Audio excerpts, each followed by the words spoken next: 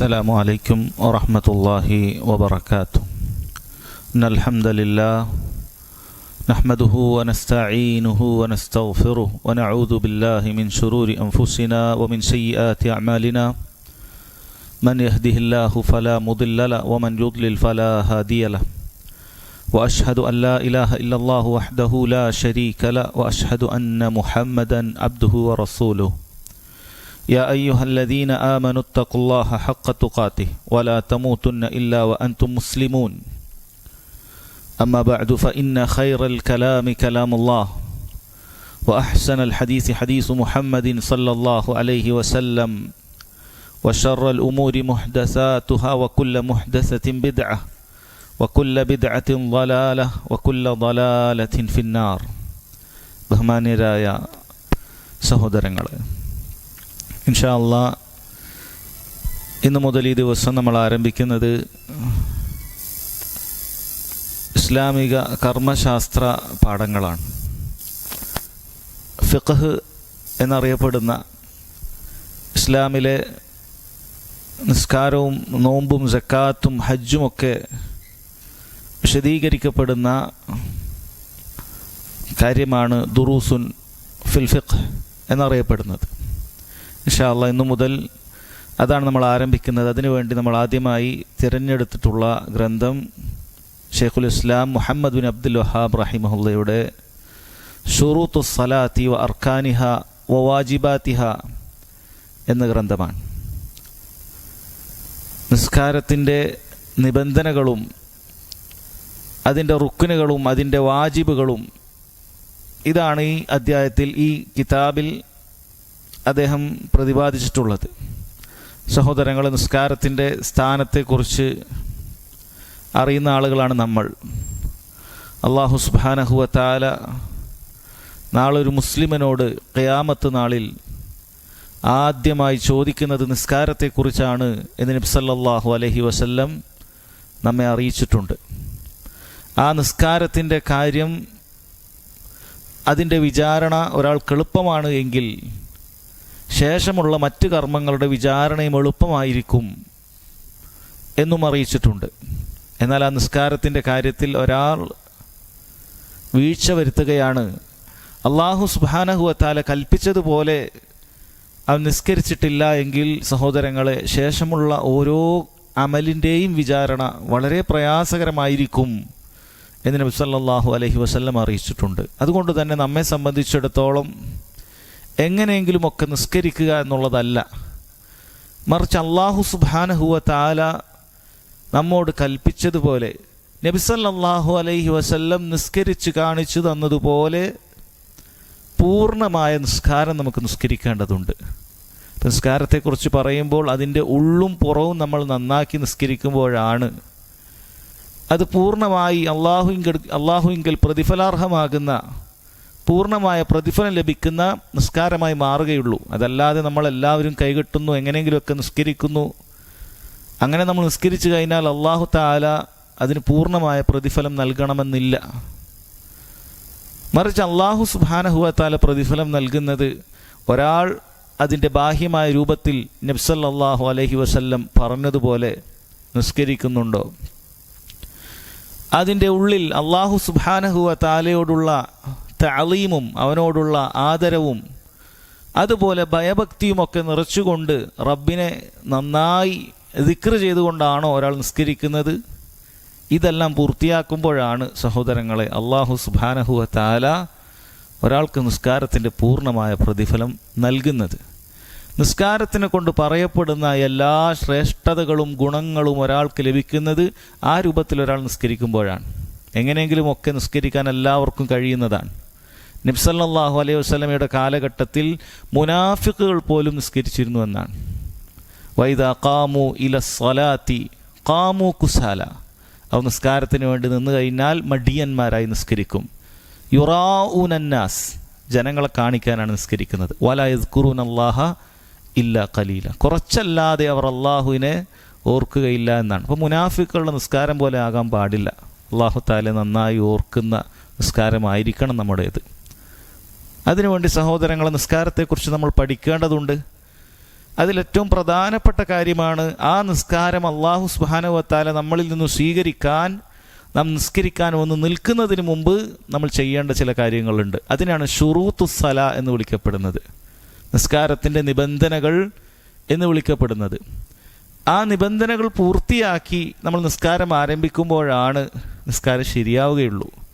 ആ നിബന്ധനകളിൽ ഏതെങ്കിലും ഒന്ന് നമ്മൾ വീഴ്ച വരുത്തി കഴിഞ്ഞാൽ സഹോദരങ്ങൾ, അല്ലാഹു സുബ്ഹാനഹു വ തആല ആ നിസ്കാരം സ്വീകരിക്കുകയില്ല. കാരണം നിബന്ധന എന്ന് പറഞ്ഞാൽ അതാണ്, ആ കാര്യം ചെയ്താലേ ഉള്ളൂ, നിബന്ധനയാക്കപ്പെട്ട കാര്യം അത് സാധുവാകുകയുള്ളൂ, അത് സഹീഹാവുകയുള്ളൂ എന്ന് നമ്മൾ മനസ്സിലാക്കുക. അപ്പോൾ ഈ കാര്യങ്ങളെല്ലാം ഉൾപ്പെടുത്തിക്കൊണ്ട് നിസ്കാരത്തിൻ്റെ നിബന്ധനകളും, അതുപോലെ നിസ്കാരത്തിൽ തന്നെ ഒരു കാരണവശാലും ഒരു മറവി കൊണ്ട് പോലും നമുക്ക് ഒഴിവാക്കാൻ പാടില്ലാത്തതായ നിസ്കാരത്തിൻ്റെ അർക്കാനുകൾ നമ്മൾ പഠിക്കുന്നുണ്ട്. അതുപോലെ തന്നെ നിസ്കാരത്തിൻ്റെ വളരെ അഭിവാജ്യ ഘടകങ്ങളായ അതിൻ്റെ വാജിബാത്തുകളും സഹോദരങ്ങളെ നമ്മൾ ഈ കിതാബിൽ പഠിക്കുന്നുണ്ട്. അതുകൊണ്ട് തന്നെ ഒരു മുസ്ലിമിനെ സംബന്ധിച്ചിടത്തോളം നിസ്കാരത്തെക്കുറിച്ച് ആദ്യമായി പഠിക്കേണ്ട വളരെ പ്രധാനപ്പെട്ടതും എന്നാൽ അതോടൊപ്പം ലളിതവുമായ ഒരു ഗ്രന്ഥമാണ് ഇത് എന്ന് നമുക്ക് കാണാൻ സാധിക്കും. നമ്മുടെ രീതി ഇൻഷാ അല്ലാഹ് കിതാബിലുള്ള ഭാഗം വായിക്കുക, അതിന് പണ്ഡിതന്മാർ നൽകിയിട്ടുള്ള വിശദീകരണങ്ങൾ അത് പറഞ്ഞു തരിക എന്നാണ്. അപ്പോൾ കിതാബിലേക്ക് പ്രവേശിക്കാം. അതാരംഭിക്കുന്നത് ബിസ്മില്ലാഹിർ റഹ്മാനിർ റഹീം എന്നതാണ്. അല്ലാഹു സുബ്ഹാനഹു വ തആല അവൻ്റെ കലാമായ ഖുർആൻ ആരംഭിച്ചതുപോലെ, അതുപോലെ മുഹമ്മദ് സല്ലല്ലാഹു അലൈഹി വസല്ലം വ്യത്യസ്ത രാജാക്കന്മാർക്ക് കത്തയക്കുന്ന സമയത്ത് അവിടുന്ന് എഴുതുന്നവരോട് എഴുതാൻ കൽപ്പിച്ചതുപോലെ ബിസ്മില്ലാഹിർ റഹ്മാനിർ റഹീം എന്ന ഏറ്റവും മനോഹരമായ അള്ളാഹുവിൽ നിന്നുള്ള സഹായം തേടിക്കൊണ്ടുള്ള വാക്യം കൊണ്ടാണ് ഇവിടെ മുസന്നിഫ് റഹിമഹുല്ലാ കിതാബ് ആരംഭിച്ചിട്ടുള്ളത്. ഇത് പണ്ഡിതന്മാർ ഒന്നടങ്കം സ്വീകരിച്ചിട്ടുള്ള ശൈലിയാണ്. അതിനവർ തെളിവ് പിടിച്ചിട്ടുള്ളത് അല്ലെങ്കിൽ മാതൃകയാക്കിയിട്ടുള്ളത് നാം കേട്ടതുപോലെ അള്ളാഹുവിൻ്റെ കിതാബ് തന്നെയാണ്. കാരണം അത് ആരംഭിച്ചിട്ടുള്ളത് സൂറത്തുൽ ഫാത്തിഹ നമ്മൾ കാണുന്നു, ആദ്യം ബിസ്മില്ലാഹിർ റഹ്മാനിർ റഹീമാണ്. അതുപോലെ നബി സല്ലല്ലാഹു അലൈഹി വസല്ലമയുടെ ഈ പ്രവൃത്തിയാണ്. അവിടുന്ന് രാജാക്കന്മാർക്ക് അങ്ങനെ ബിസ്മി വെച്ചാണ് കത്ത് എഴുതിയിരുന്നത് എന്ന് കാണാൻ സാധിക്കും. അപ്പോൾ ആ ഒരു മാതൃകയിലാണ് അദ്ദേഹം ഇതാരംഭിച്ചിട്ടുള്ളത് എന്ന് കാണാൻ സാധിക്കും. എന്നിട്ട് എന്താണ് സഹോദരങ്ങൾ, ആദ്യമായി അദ്ദേഹം പറയുന്നത് ശുറൂത്തുസ് സ്വലാത്തി തിസ്അത്തുൻ. അദ്ദേഹം വലിയൊരു ആമുഖമൊന്നും എടുത്ത് പറഞ്ഞിട്ടില്ല. നിസ്കാരത്തെക്കുറിച്ചോ മറ്റോ ഒന്നും വലിയൊരു ആമുഖത്തിലേക്ക് പ്രവേശിക്കാതെ നേരെ കിതാബിൻ്റെ തലക്കെട്ടുമായി ബന്ധപ്പെട്ട വിഷയം തന്നെ ആരംഭിക്കുകയാണ്. ശുറൂത്തുസ് സ്വലാത്തി തിസ്അത്തുൻ, നിസ്കാരത്തിൻ്റെ നിബന്ധന 9 എണ്ണമാകുന്നു എന്ന് പറയുകയാണ്. നിസ്കാരത്തിൻ്റെ നിബന്ധന 9 എണ്ണമാകുന്നു എന്നാണ്. എന്താണ് ഷുറൂത്ത് എന്ന് പറഞ്ഞ വാക്കിനർത്ഥം? ഷുറൂത്ത് എന്ന് പറയുന്ന വാക്ക് ഷർത്തുൻ എന്ന് പറയുന്ന അറബി വാക്കിൻ്റെ ബഹുവചനമാണ്. ഷർത്തുൻ എന്ന് പറയുന്ന അറബി വാക്കിൻ്റെ ബഹുവചനമാണ്. നിബന്ധന എന്നാണ് ആ വാക്കിൻ്റെ അർത്ഥം. അതിനെ പണ്ഡിതന്മാർ വിശദീകരിച്ചിട്ടുള്ളത്, നിബന്ധന എന്ന് പറയുന്നത് അതുണ്ടായാലേ നിബന്ധനയാക്കപ്പെട്ട കാര്യം ഉണ്ടാവുകയുള്ളൂ. എന്നാൽ ആ നിബന്ധന ഉണ്ടായി എന്നുള്ളത് കൊണ്ട് നിബന്ധനയാക്കപ്പെട്ട കാര്യം അവിടെ ഉണ്ടാകണമെന്നില്ല. ഉദാഹരണത്തിൽ വ്യക്തമാക്കാം. ഉദാഹരണത്തിന് വുളു എന്ന് പറയുന്നത് നിസ്കാരത്തിന് നിബന്ധനയാണ്. ശുദ്ധി ഉണ്ടാകുക എന്ന് പറയുന്നത് നിസ്കാരത്തിന് നിബന്ധനയാണ്. ആ ശുദ്ധി ഉണ്ടായാൽ മാത്രമേ നിസ്കാരം ഉണ്ടാവുകയുള്ളൂ, അത് നിസ്കാരം സഹിയായ നിസ്കാരം ഉണ്ടാവുകയുള്ളൂ എന്നുള്ളത്. എന്നാൽ വുളു എടുത്തു എന്നുള്ളത് കൊണ്ട് ഒരാൾ നിസ്കരിച്ചു എന്ന് പറയാൻ പറ്റുമോ? ഇല്ല. ഒരാൾക്ക് മുസ്ഹഫ് സ്പർശിക്കാൻ വുളു എടുക്കാം. ഒരാൾ വെറുതെ മസ്ജിദിൽ കയറി ഇരിക്കാൻ വുളു എടുത്തുകൊണ്ട് ഒരാൾ അങ്ങനെ ഇരിക്കുന്നുണ്ട്, ദിക്ർ ചൊല്ലി ഇരിക്കുകയാണ്. അല്ലെങ്കിൽ ആ രൂപത്തിൽ എല്ലാ നേരവും വുളുവിൽ തുടരുക എന്നുള്ളത് നല്ല കാര്യമാണ്. ആ അർത്ഥത്തിൽ ആളുകൾ വുളു എടുക്കും. അതുകൊണ്ട് വുളു എടുത്തു എന്നുള്ളത് കൊണ്ട്, ഷർത്ത് പാലിച്ചു എന്നുള്ളത് കൊണ്ട് ഷർത്താക്കപ്പെട്ട കർമ്മം ഒരാൾ ചെയ്യണമെന്നില്ല. പക്ഷേ ആ ഷർത്താക്കപ്പെട്ട കർമ്മം അതുണ്ടാകണമെങ്കിൽ, അത് സഹീഹാകണമെങ്കിൽ ഈ ഷർത്തുണ്ടായേ പറ്റുകയുള്ളൂ. അങ്ങനെ അതിൻ്റെ നിബന്ധനകൾ പറഞ്ഞതായി കാണാൻ സാധിക്കും. ചുരുക്കം ഈ ഷർത്ത് പാലിച്ചാൽ മാത്രമേ നമ്മുടെ അമലുകൾ സ്വീകരിക്കപ്പെടുകയുള്ളൂ എന്ന് മനസ്സിലാക്കുക. ശേഷം അദ്ദേഹം ശുറൂത്തുസ് സ്വലാത്തി തിസ്അത്തുൻ എന്ന് പറഞ്ഞ് ഓരോന്നും എണ്ണുകയാണ്. അതിനു മുമ്പ് തിസ്അത്തുൻ അദ്ദേഹം 9 എണ്ണം എന്ന് പറഞ്ഞിരിക്കുന്നു. ഇങ്ങനെ 9 എണ്ണം എന്ന് പറഞ്ഞത് സഹോദരങ്ങൾ ഏതെങ്കിലും ഒരു ഹദീസിലോ അല്ലെങ്കിൽ ഖുർആനിലെ ഏതെങ്കിലും ഒരായത്തിലോ നിസ്കാരത്തിൻ്റെ നിബന്ധന 9 എന്ന് പറഞ്ഞതല്ല, അല്ലെങ്കിൽ ഒരു ഹദീസിൽ അങ്ങനെ വന്നതല്ല. മറിച്ച് ഇത്തരത്തിൽ വുളുവിൻ്റെ ഷർത്തുകൾ, വുളുവിൻ്റെ ഫർളുകൾ, ഇങ്ങനെയുള്ള എണ്ണമൊക്കെ പണ്ഡിതന്മാർ പറയുന്നത് അതിനെ പറയും അത്തതബ്ബുഉ വൽ ഇസ്തിഖ്റാ എന്ന് പറയും. അഥവാ അവർ വുളുവുമായി ബന്ധപ്പെട്ട അല്ലെങ്കിൽ ഇവിടെ നിസ്കാരവുമായി ബന്ധപ്പെട്ട എന്തൊക്കെ നിബന്ധനകൾ എവിടെയൊക്കെ ഖുർആനിലുണ്ട്, ഹദീസിലുണ്ട്, അതെല്ലാം ഒരുമിച്ച് കൊണ്ടുവന്ന് കലക്ട് ചെയ്ത് അതിനെ ക്രമത്തിലാക്കി പണ്ഡിതന്മാർ അവരുടെ പരിശ്രമം മുഴുവൻ നടത്തി അങ്ങനെ എണ്ണി പറയുന്നതാണ് ഈ 9 എന്നുള്ളത്. അതായത് ഖുർആൻ നമ്മൾ പരിശോധിച്ചു, ഹദീസുകൾ പരിശോധിച്ചു, നിസ്കാരം സ്വീകരിക്കപ്പെടാൻ ഈ 9 അല്ലാതെ ഒരു 10ാമതൊന്നും വേണ്ടതില്ല എന്ന അടിസ്ഥാനത്തിലാണ്. അപ്പോൾ ആ നിലക്കുള്ള എണ്ണമാണ് ഇത്. അതുകൊണ്ട് തന്നെ ചില പണ്ഡിതന്മാർ ചില കാര്യങ്ങളൊക്കെ 2 നിബന്ധനകൾ ഒരുമിച്ച് പറഞ്ഞിട്ടൊക്കെ ചിലപ്പോൾ എന്ത് ചെയ്യും, എണ്ണത്തിലൊക്കെ ചിലപ്പോൾ വ്യത്യാസം ഉണ്ടാകാൻ സാധ്യത ഉണ്ട്. അതിൻ്റെ എണ്ണത്തിൽ പക്ഷേ കാര്യങ്ങളൊക്കെ ഉണ്ടായിരിക്കുന്നതാണ്. കാര്യങ്ങളൊക്കെ അവർ അത് അവതരിപ്പിക്കുന്ന അനുസരിച്ച് അതിന് ചിലപ്പോൾ എണ്ണങ്ങളൊക്കെ അങ്ങോട്ടും ഇങ്ങോട്ടും വ്യത്യാസമുണ്ടാകും. ചില മദ്ഹബുകളിലൊക്കെ അങ്ങനെ ഉണ്ടാകും. അങ്ങനെ അദ്ദേഹം ആദ്യമായി സഹോദരങ്ങളെ ഓരോ നിബന്ധനയും എടുത്തെടുത്ത് പറയുകയാണ്. ഒന്നാമത്തത് അൽ ഇസ്ലാം, രണ്ടാമത്തത് വൽ അഖ്ൽ, 3 വത്തമീസ്, 4 വറഫ് ഉൽ ഹദസ്, 5 വ ഇസാലത്തുൻ നജാസ, 6 വസത്റുൽ ഔറ, 7 വദുഖൂലുൽ വഖ്ത്, 8 ഇസ്തിഖ്ബാലുൽ ഖിബ്ല, 9 വന്നിയ. ഈ 9 ഷർത്തുകളാണ് സഹോദരങ്ങൾ അദ്ദേഹം പറഞ്ഞിട്ടുള്ളത്. അദ്ദേഹം അതിൻ്റെ വിശദീകരണത്തിലേക്ക് വരുന്നതിന് മുമ്പ് ആദ്യം മുഴുവനായി ഓരോന്നോരോന്നായി പറയുകയാണ്. ഇനി ഇൻഷാ അല്ലാഹ് നമുക്കതിൻ്റെ ഓരോ വിശദീകരണം അദ്ദേഹം പറഞ്ഞതിനനുസരിച്ച് കിതാബിലുള്ളതുപോലെ വായിച്ച് മനസ്സിലാക്കാം. അശ്ശർത്തുൽ അവ്വൽ, നിസ്കാരം അല്ലാഹു സുബ്ഹാനഹു വ തആല സ്വീകരിക്കാനുള്ള ഒന്നാമത്തെ നിബന്ധന എന്ന് പറയുന്നത് അൽ ഇസ്ലാമാണ്. ഒരാൾ മുസ്ലിം ആയിരിക്കുക എന്നുള്ളതാണ്. ഇത് സഹോദരങ്ങളെ നിസ്കാരം എന്നുള്ളത് മാത്രമല്ല, ദീനുൽ ഇസ്ലാമിൽ ഏതൊരു പ്രവർത്തനവും അല്ലാഹു സുബ്ഹാനഹു വ തആല സ്വീകരിക്കണമെങ്കിൽ അവൻ അഷ്ഹദു അല്ലാ ഇലാഹ ഇല്ലല്ലാഹ് വ അഷ്ഹദു അന്ന മുഹമ്മദൻ റസൂലുള്ളാഹ് എന്ന 2 ഷഹാദത്തുകൾ അംഗീകരിച്ചവനായിരിക്കണം. അഷ്ഹദു അല്ലാ ഇലാഹ ഇല്ലല്ലാഹ് എന്നതിൻ്റെ താല്പര്യം അത് അവൻ ലാ ഇലാഹ ഇല്ലല്ലാഹ് എന്ന് പറയുന്നത് താല്പര്യം അത് ഇഖ്ലാസാണ്. അല്ലാഹു സുബ്ഹാനഹു വ തആലക്ക് വേണ്ടി മാത്രം അവൻ ആ കർമ്മം ചെയ്യുന്നു എന്നുള്ളതാണ്. വ അഷ്ഹദു അന്ന മുഹമ്മദൻ റസൂലുള്ളാഹ് എന്നതിൻ്റെ താല്പര്യം നബി സല്ലല്ലാഹു അലൈഹി വസല്ലമയെ അനുധാവനം ചെയ്തുകൊണ്ട് ഇത്തിബാ ചെയ്തുകൊണ്ട് അവൻ ആ കർമ്മം ചെയ്യുന്നു എന്നുള്ളത് കൊണ്ടാണ്. ഈ 2 കാര്യങ്ങളും ഒരുമിച്ചാൽ മാത്രമേ ഏതൊരു കർമ്മവും അള്ളാഹുവിൽ സ്വീകരിക്കപ്പെടുകയുള്ളൂ എന്ന് മനസ്സിലാക്കുക. അപ്പോൾ ഒരാൾ മുസ്ലിം ആയിരിക്കുക എന്നുള്ളതാണ് നിസ്കരിക്കുന്നതിൻ്റെ ഒന്നാമത്തെ നിബന്ധന.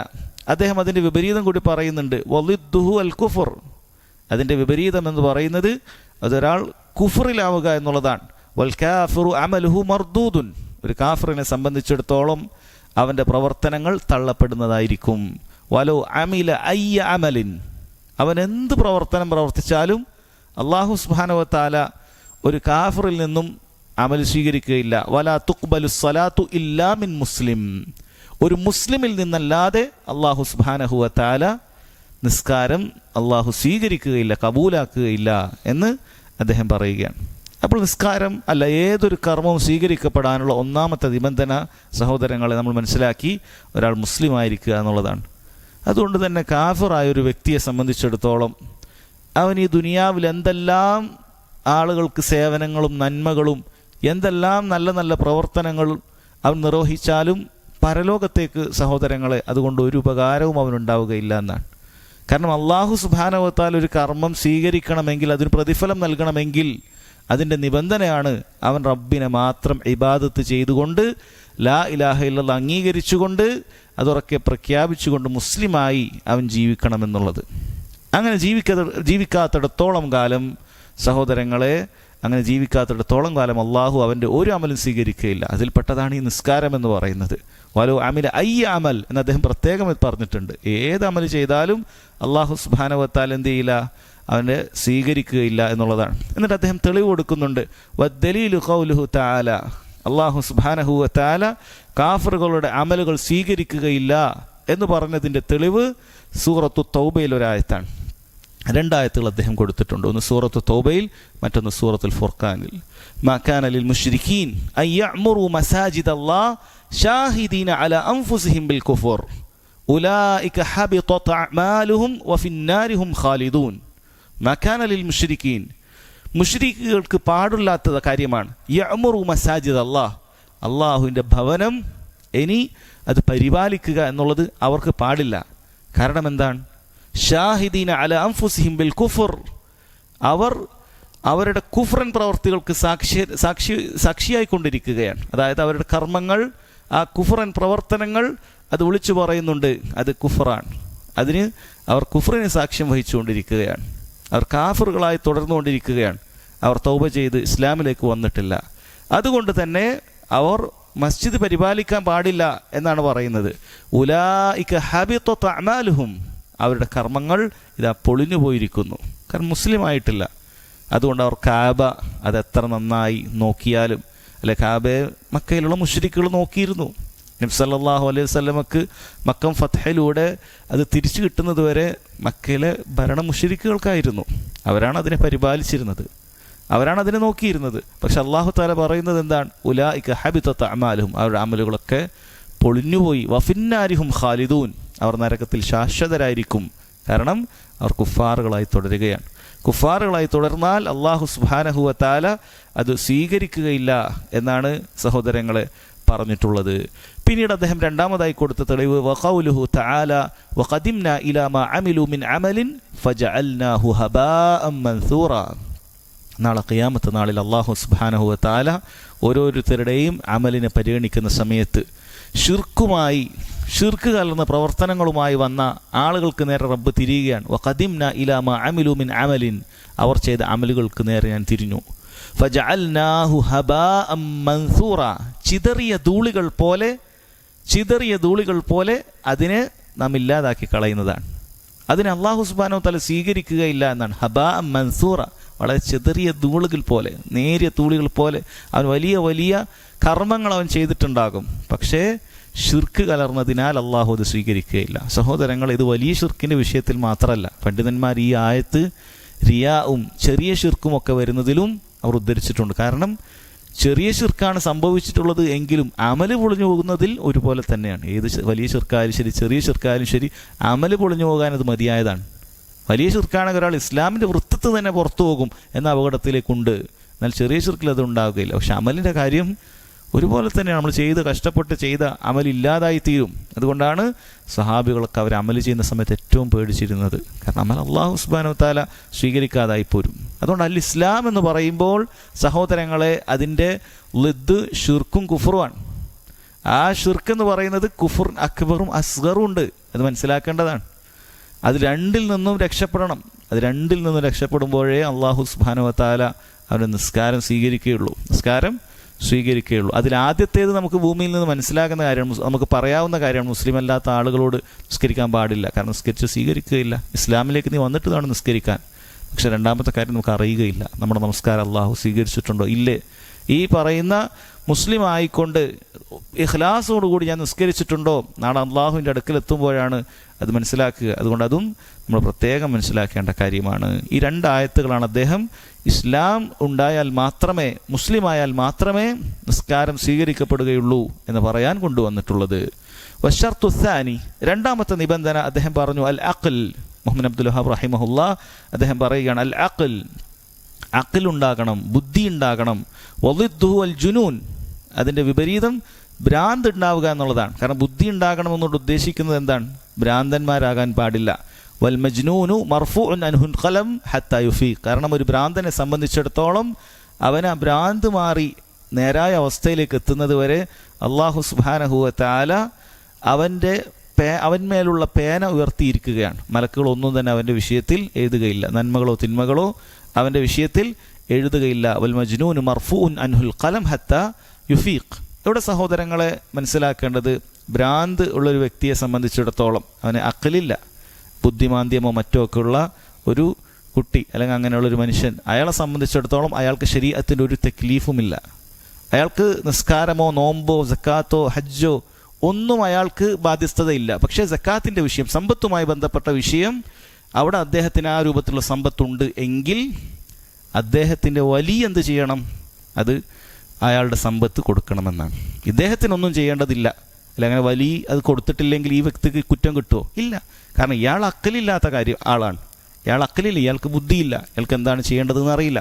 എന്നാൽ സാമ്പത്തികമായ കാര്യത്തിൽ ഒരാൾക്ക് സക്കാത്തിൻ്റെ വിഷയം അക്കലില്ലാത്ത ആൾക്കാണെങ്കിലും അയാളുടെ വലിയതിന് കൊടുക്കണമെന്നാണ്. അല്ലെങ്കിൽ ഇതുപോലെ ഈ വ്യക്തി എന്തെങ്കിലുമൊക്കെ ഒരു ഉപദ്രവം മറ്റൊരാൾക്കുണ്ടാക്കി, എന്തെങ്കിലും ഒരു തലഫ് മറ്റൊരാൾക്ക് എന്തെങ്കിലുമൊക്കെ ഒരു കേടുപാടുകൾ വരുത്തി എന്ന് കരുതുക. അങ്ങനെ വരുത്തിയാൽ ഇയാളുടെ വലി അതിന് വിട്ടുകൊടുക്കണം. അതല്ലാത്ത മറ്റ് കർമ്മങ്ങളൊന്നും തന്നെ സഹോദരങ്ങളെ ഈ അഖലില്ലാത്ത ആളുകളെ സംബന്ധിച്ചിടത്തോളം അവർ ചെയ്യേണ്ടതില്ല എന്നാണ്. അപ്പോൾ നിസ്കാരവും അങ്ങനെ തന്നെയാണ്. കാരണം അവർക്ക് നീയത്തുണ്ടാവുകയില്ല എന്നുള്ളതാണ്. അഖലില്ലാത്ത ഒരാൾക്ക് നീയത്തുണ്ടാവുകയില്ല. അപ്പം നീയത്ത് ഒരാൾക്ക് വെക്കാൻ സാധിക്കാത്ത ഒരവസ്ഥയിൽ അയാൾക്ക് എന്തുണ്ടാവുകയില്ല? അയാൾക്ക് നിസ്കാരം നിർബന്ധമില്ല. ഇനി ഇതിനോട് പണ്ഡിതന്മാർ ചേർത്തി പറഞ്ഞിട്ടുള്ള ആളുകളാണ് പ്രായാധിക്യം കാരണത്താൽ, പ്രായം അങ്ങേയറ്റം ആധിക്യമുണ്ടായാൽ എന്തു ചെയ്യും? ആ വയസ്സായ ആളുകൾക്ക് അവരുടെ ബോധമില്ലാതായിത്തീരും. അവരെന്താണ് പറയുന്നത്, എന്താണ് ചെയ്യുന്നത് എന്നറിയാത്ത ഒരവസ്ഥ ആളുകൾക്ക് ഉണ്ടാവാറുണ്ട്. നമ്മൾ അത്തരത്തിൽ ഉണ്ടാകുന്നതിനെക്കുറിച്ച് രക്ഷ തരണമെന്ന് നബി സല്ലല്ലാഹു അലൈഹി വസല്ലം പ്രാർത്ഥിച്ചിട്ടുണ്ട്. അള്ളാഹു സുബ്ഹാനഹു വ തആല അന്ത്യം വരെ ഏറ്റവും നല്ല ആരോഗ്യത്തോടും നല്ല രൂപത്തിലും അള്ളാഹു നമ്മെ എല്ലാം ആക്കി തീർക്കുമാറാകട്ടെ. സഹോദരങ്ങളെ, അങ്ങനെയുള്ള അവസ്ഥയുള്ള ആളുകൾക്കും നിസ്കരിക്കേണ്ടതില്ല. കാരണം അവർക്ക് എന്താണ് ചെയ്യുന്നത് എന്നറിയില്ല. അവരിൽ നിന്ന് നജസ് പുറത്തേക്ക് പോയാൽ, മാലിന്യങ്ങൾ പുറത്തേക്ക് പോയാൽ അവർക്കറിയുന്നില്ല, അവരെന്താണ് പറയുന്നത് എന്ന് അറിയുന്നില്ല. ചില സമയത്ത് അവരെന്തെങ്കിലുമൊക്കെ സംസാരിക്കും, ചില സമയത്ത് എന്താണ് സംസാരിക്കുന്നതെന്ന് അവർക്കറിയില്ല. അങ്ങനത്തെ അവസ്ഥയുള്ള ആളുകളുണ്ട്. അവരെയും ഈ കൂട്ടത്തിലാണ് ഉൾപ്പെടുക എന്നാണ് പറഞ്ഞത്. അല്ല, ഒന്നാമത് നമ്മൾ പറഞ്ഞത് ബുദ്ധി വൈകല്യത്തോടു കൂടി ജനിക്കുന്ന കുട്ടികളും മറ്റുമൊക്കെ ഉണ്ടാകും. അവരെ സംബന്ധിച്ചിടത്തോളം അതെപ്പോഴെങ്കിലും നീങ്ങിക്കഴിഞ്ഞാൽ മാത്രമേ അവർക്ക് തക്ലീഫുള്ളൂ. ശരീഅത്തിൻ്റെ നിബന്ധനകൾ അത് പൂർത്തിയായാൽ മാത്രമേ അവർക്ക് ഇബാദത്തുകൾ ചെയ്യേണ്ടതുള്ളൂ. ഇനി അതുപോലെ തന്നെയാണ് പ്രായാധിക്യത്തിലുള്ള ആളുകൾ. അതുപോലെ തന്നെയാണ് സഹോദരങ്ങളെ, ഏതെങ്കിലുമൊക്കെ രൂപത്തിൽ ലഹരി പദാർത്ഥങ്ങളോ മറ്റോ ഒരാൾ ഉപയോഗിച്ചു എന്ന് വിചാരിക്കുക, നിഷിദ്ധമായ കാര്യമാണത്. പക്ഷേ അങ്ങനെ ലഹരിയിലുണ്ടാകുന്ന ഒരവസ്ഥയിൽ ഒരാൾ എന്ത് ചെയ്യാൻ പാടില്ല? നിസ്കരിക്കാൻ പാടില്ല. ഇനി നിസ്കരിച്ചു എന്ന് വിചാരിക്കുക. അല്ല, അങ്ങനെയുള്ള വിവരദോഷികളൊക്കെ ഉണ്ടാകും. ലഹരിയൊക്കെ ഉപയോഗിച്ചിട്ട് മസ്ജിദിലേക്കൊക്കെ വരുന്ന ആളുകളൊക്കെ ഉണ്ടാകും, അല്ലെങ്കിൽ വീട്ടിൽ തന്നെ നിസ്കരിക്കുന്ന ആളുകളൊക്കെ ഉണ്ടാകും. അങ്ങനെയുള്ള ആളുകൾ നിസ്കരിച്ചു കഴിഞ്ഞാലും ആ നിസ്കാരം സ്വീകരിക്കപ്പെടുകയില്ല. അവർ നിസ്കാരം മാറ്റി നിസ്കരിക്കേണ്ടി വരും. കാരണം അവൻ നീയത്തില്ല, അവന് ബോധമില്ല. അപ്പം അങ്ങനെയുള്ള ആളുകൾ നിസ്കരിച്ചു കഴിഞ്ഞാൽ അത് അല്ലാഹു സുബ്ഹാനഹു വ തആല സ്വീകരിക്കുകയില്ല. അതവന് നിബന്ധനയാണ്, അമല് ശരിയാകാനുള്ള നിബന്ധനയാണ് അത് എന്ന് മനസ്സിലാക്കുക. അതോടൊപ്പം പണ്ഡിതന്മാർ ചേർത്ത് പറഞ്ഞിട്ടുള്ള മറ്റൊരു വിഭാഗമാണ് ബോധക്ഷയം വന്നിട്ടുള്ള ആളുകൾ. ചില ആളുകൾക്ക് ബോധക്ഷയം വരാറുണ്ട്.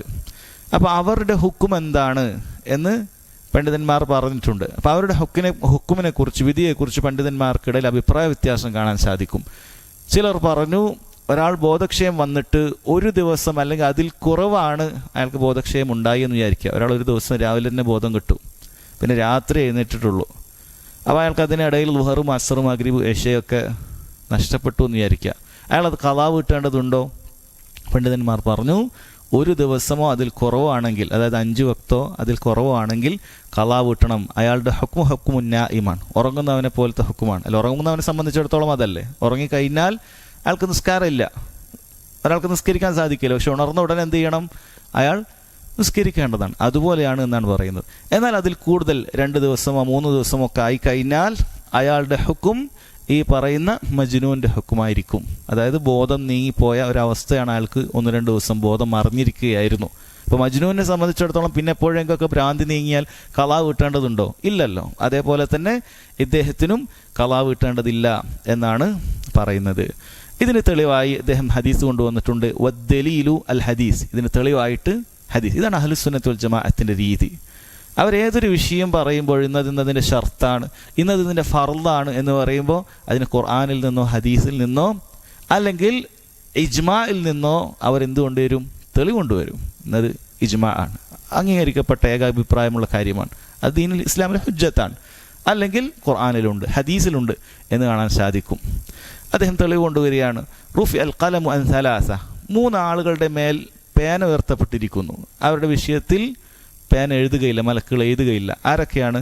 അന്നായിമു ഹത്താ യസ്തൈഖിൽ, ഉറങ്ങുന്നവൻ ഉണരുന്നത് വരെ. ഒരാൾ ഉറങ്ങിപ്പോയാൽ അയാൾക്ക് കുറ്റമില്ല എന്നാണ്. ഒരാൾ ഉറങ്ങിപ്പോയി, അയാൾ എഴുന്നേൽക്കുമ്പോഴേക്കും ഫർളിൻ്റെ സമയം കഴിഞ്ഞു എന്ന് വിചാരിക്കുക. ഉടനെ എന്താണ് ചെയ്യേണ്ടത്? നബി സല്ലല്ലാഹു അലൈഹി വസല്ലം പറഞ്ഞതിൽ ഉടനെ നിസ്കരിക്കുക എന്നുള്ളതാണ്. ആ സമയത്ത് അയാൾ ആ അമൽ ചെയ്യാത്തതിൻ്റെ പേരിൽ അയാൾക്ക് കുറ്റമില്ല എന്നാണ്. പക്ഷെ നമ്മളവിടെ വേറെ കാര്യം ശ്രദ്ധിക്കേണ്ടതുണ്ട്. ഇങ്ങനെ ഉറങ്ങിപ്പോകാൻ നമ്മൾ വല്ല വീഴ്ചയും വരുത്തിയതാണ് എങ്കിൽ ചിലപ്പോൾ ആ വീഴ്ച വരുത്തിയതിന് നമുക്ക് കുറ്റം കിട്ടും. ഉദാഹരണത്തിന് ഫജ്റിന് ഉറങ്ങിപ്പോകുന്നു, 2 രൂപത്തിൽ ഉറങ്ങിപ്പോകാം. ഒരാൾ നല്ല രൂപത്തിൽ അലാറമൊക്കെ വെച്ചു, അല്ലെങ്കിൽ ആ രൂപത്തിൽ വേറെ അയാൾ ഉറക്കം കളയുന്ന ഒരു പ്രവൃത്തിയൊന്നും ചെയ്തിട്ടില്ല, നോർമലി ഉറങ്ങി. അല്ലെങ്കിൽ അങ്ങനെ ചില സമയത്ത് എന്തെങ്കിലുമൊക്കെ ജോലി തിരക്കോ മറ്റോ ഒക്കെ കാരണം വൈകി ഉറങ്ങേണ്ട ഒരവസ്ഥയൊക്കെ വന്നു. യാത്ര കഴിഞ്ഞ് വൈകി വന്നു, ഒരാൾ ഉറങ്ങിപ്പോയി എന്ന് വിചാരിക്കുക. അയാൾ നേരത്തെ എഴുന്നേൽക്കാൻ വിചാരിച്ചതാണ്. അയാളെ സംബന്ധിച്ചിടത്തോളം ഇങ്ങനെ ഉറങ്ങിപ്പോയാൽ എഴുന്നേറ്റുടനെ നിസ്കരിക്കുക എന്നുള്ളതാണ്. കാരണം അയാൾ ഒരു കുറ്റക്കാരനല്ല, ഉറങ്ങിപ്പോയിട്ടാണ് ഒഴിവാക്കിയത്, മനഃപൂർവ്വം ഒഴിവാക്കിയതല്ല. എന്നാൽ വേറെ ചില ആളുകൾ രാത്രി വെറുതെ സമയം വർത്താനം പറഞ്ഞിരിക്കും, അങ്ങനെ സമയം കളയും, സമയം കൊന്ന് അവസാനം പോയി ഉറങ്ങി 2 മണിക്ക് 3 മണിക്കൊക്കെ ഉറങ്ങി എഴുന്നേക്കാൻ പറ്റുമോ? അപ്പം അങ്ങനെ നിസ്കാരം വീഴ്ച വരാൻ ഇയാളുടെ പ്രവർത്തനങ്ങൾ, രാത്രിയുള്ള പ്രവർത്തനങ്ങൾ കാരണമായിട്ടുണ്ട് എങ്കിൽ അതിൻ്റെ പേരിൽ ചിലപ്പോൾ അയാൾക്ക് എന്ത് ചെയ്യും? കുറ്റക്കാരനാകേണ്ടി വരും. നമ്മളിവിടെ പറഞ്ഞിരിക്കുന്നത് ഒരാൾ ഉറങ്ങിപ്പോയാൽ അയാൾ എഴുന്നേറ്റാൽ അയാൾ ആ കാര്യം ചെയ്താൽ മതി. ഉറക്കത്ത് ഒരാൾക്ക് സംഭവിക്കുന്ന ഒരു കാര്യത്തിൻ്റെ പേരിലും അയാൾക്ക് പേന എഴുതുന്നില്ല.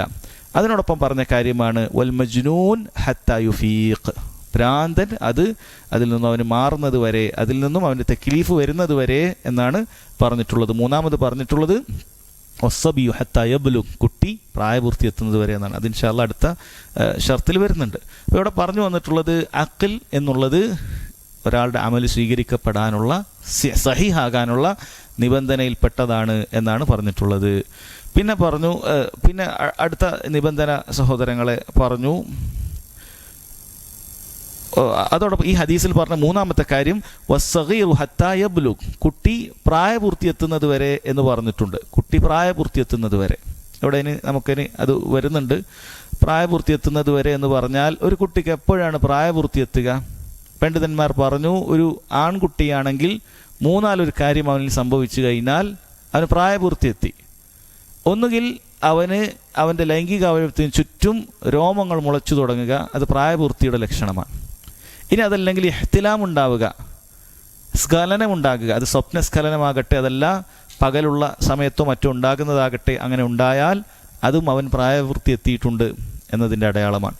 മൂന്നാമത് ഇത് രണ്ടും ഉണ്ടായിട്ടില്ലെങ്കിലും 15 വയസ്സൊരു കുട്ടിക്ക് എത്തിയാൽ ഇജ്മാ ഉള്ള കാര്യമാണ്, അവൻ പ്രായപൂർത്തി എത്തിയിട്ടുണ്ട്. അപ്പോൾ ഈ 3 കാര്യങ്ങളും ഏതെങ്കിലും ഒരാൾക്കുണ്ടായാൽ അവന് പ്രായപൂർത്തി എത്തി. ഇനി പെൺകുട്ടിയാണ് എങ്കിൽ ഈ 3 കാര്യത്തോടൊപ്പം, ഈ 3 കാര്യം അവൾക്കുമുണ്ട്, അതോടൊപ്പം ഹൈൽ ഒരു കുട്ടിക്ക് ഉണ്ടായി കഴിഞ്ഞാൽ അതും പ്രായപൂർത്തി എത്തിയെന്ന് അറിയിക്കുന്നതാണ്. അത് ചിലപ്പോൾ 12 വയസ്സിലാകാം, ചിലപ്പോൾ 13 വയസ്സിലാകാം, വ്യത്യാസമുണ്ടാകും. അപ്പോൾ ഈ 4-മത്തെ കാര്യം കൂടി ഒരു പെൺകുട്ടിയെ സംബന്ധിച്ചിടത്തോളം അവൾ പ്രായപൂർത്തി എത്തി എന്നതിനെ അറിയിക്കുന്ന കാര്യമാണ്. അതിനുശേഷം പറയുന്നു 3-മത്തെ ഷർത്ത് അശ്ശർതു സാലിസ് അത്തമീസ് വളിദ്ദുഹു സിഗർ വഹദ്ദുഹു 7 സിനീൻ. 3-മത്തത് അത്തമീസാണ്, കാര്യങ്ങൾ വേർതിരിച്ചറിയാനുള്ള പ്രായത്തിനാണ് അത്തമീസ് എന്ന് പറയുന്നത്, വകതിരിവ് എന്ന് വേണമെങ്കിൽ പറയാം. വളിദ്ദുഹു അസ്സിഗർ, അതിന് താഴെയുള്ള കാര്യത്തിനാണ് പറയുന്നത് ചെറുപ്പം എന്ന് പറയുന്നത്. സിഗർ എന്ന് പറയുന്നത് ചെറുപ്പാണ്.